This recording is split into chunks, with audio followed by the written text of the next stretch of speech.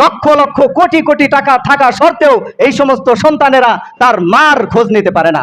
এর থেকে হতভাগা এই দুনিয়ার মধ্যে আর কেউ হতে পারে না, ঠিক কিনা জোরে বলেন। 4-5 দিন ধরে একটা ঘরের মধ্যে তার মা মরে পচে গেছে, এরপরেও তার সন্তানেরা টের পায় নাই বলে তার সন্তানেরা গরিব না, সন্তানেরা একটা থাকে কানাডায়, আরেকটা সচিব, আরেকটা বড় শিক্ষিত। তাহলে এই সমস্ত শিক্ষক সন্তান তারা লক্ষ লক্ষ কোটি কোটি টাকা থাকা সত্ত্বেও তার মাতা পিতাকে কদর করতে পারলো না। এই সমস্ত সন্তানদের কি কপালে কি জান্নাত লেখা আছে?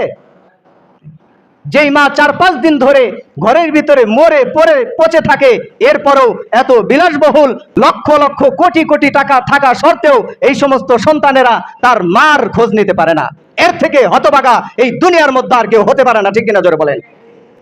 দেখেন, এই দৃশ্যটা দেখার পরে চোখের পানি আর আটকে রাখতে পারলাম না। হায় হায়, কোটি কোটি টাকা, কানাডায় থাকে সচিব, লক্ষ লক্ষ টাকা, কিন্তু দেখেন তাদেরকে ছোট্টবেলায় যেই মা লালন পালন করলো, মানুষ করলো, হাঁটা শিখাইলো, সেই মা কি আজকে ভুলে গেছে? 5 দিন ধরে ঘরের ভিতরে মরা আছে, এই মার কথা তাদের মনে নাই।